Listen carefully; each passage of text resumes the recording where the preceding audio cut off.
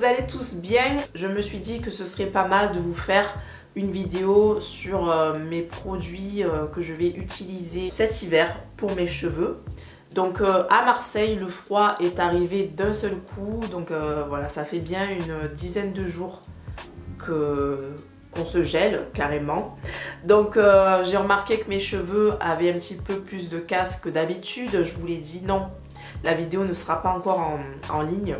Donc voilà, je vous le dis, j'ai remarqué un peu plus de casse. Donc d'habitude j'ai pratiquement pas de casse, là j'en ai un petit peu. Mes cheveux ont tendance à devenir beaucoup plus vite secs.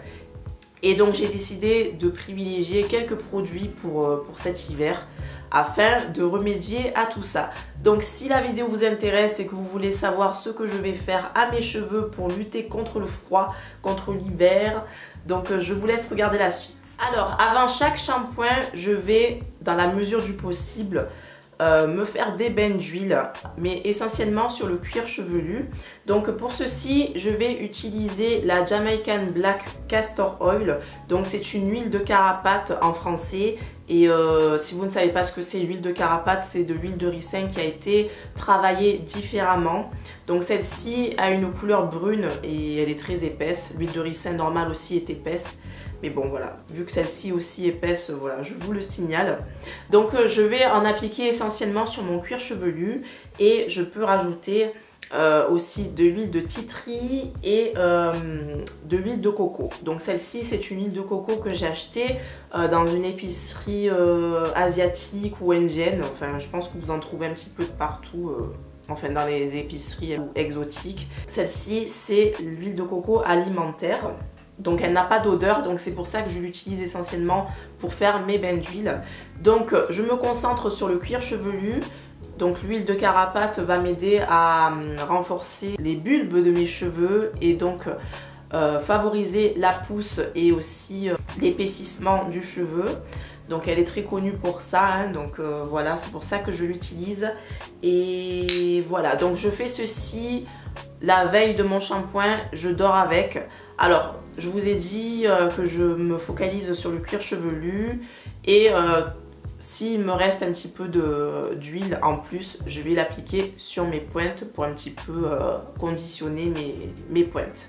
Alors ensuite, je continue avec le shampoing. Donc j'avais l'habitude de me laver les cheveux une fois par semaine, mais ça fait quelques temps que je me suis enlevé cette règle-là. C'est-à-dire que si au bout d'une semaine, mes cheveux n'ont pas besoin d'être lavés, je ne vais pas les laver. Donc moi, ça va dépendre surtout des produits que je vais mettre parce que mes cheveux à l'origine sont très secs.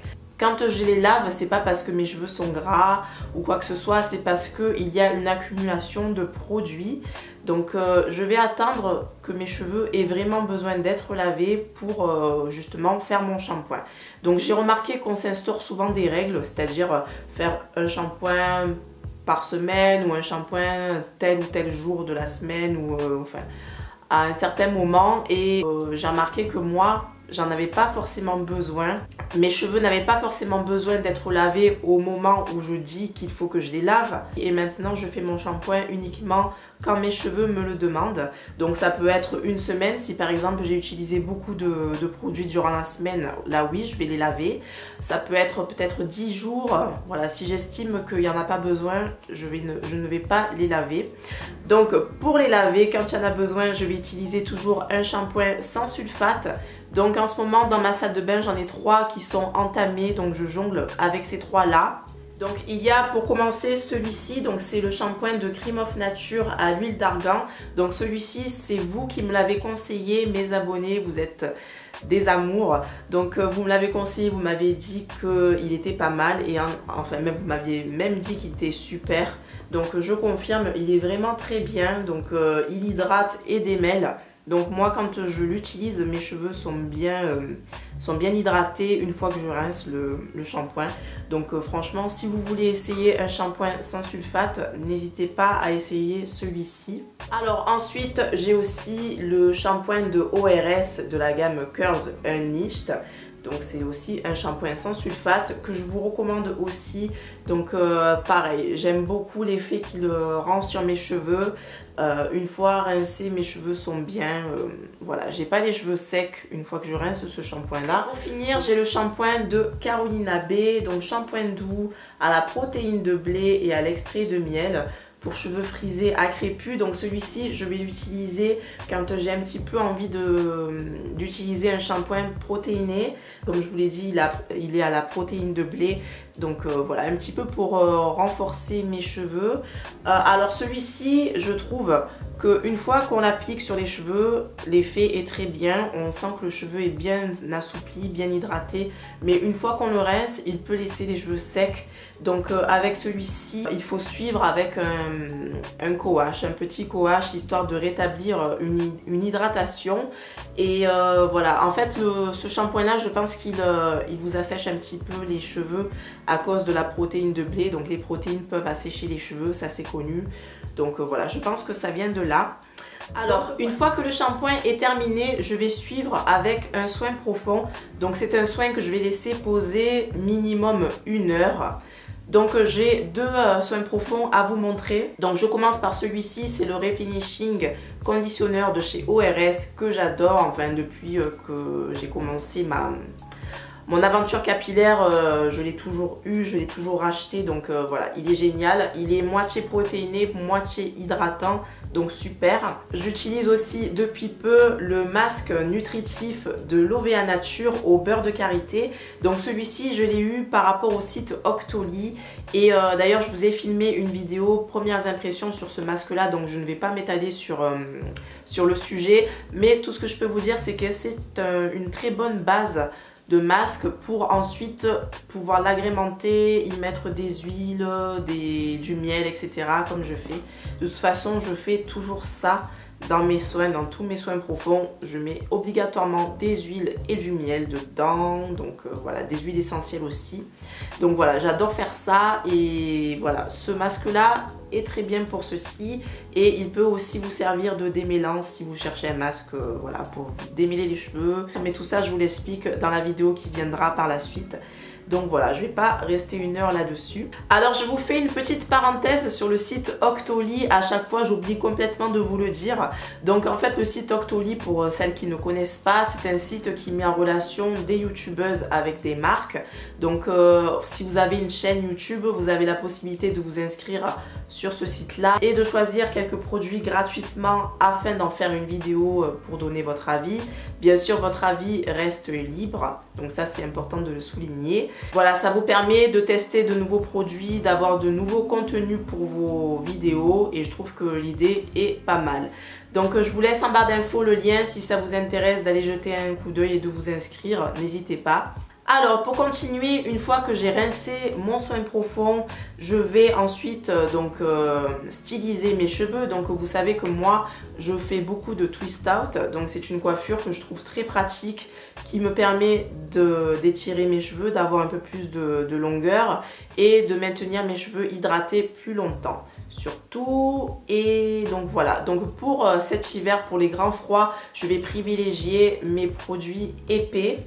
Donc j'ai deux produits à vous montrer. Donc pour commencer, il y a le Curl Defining Crème de ORS de la gamme Curls Unleashed. Donc celui-ci, il fait tout à fait l'affaire, il est très épais, comme vous voyez, ça ne bouge pas. Hein. Je vous ai fait une vidéo avec ce produit-là, donc je vous la mettrai en barre d'infos si vous voulez regarder.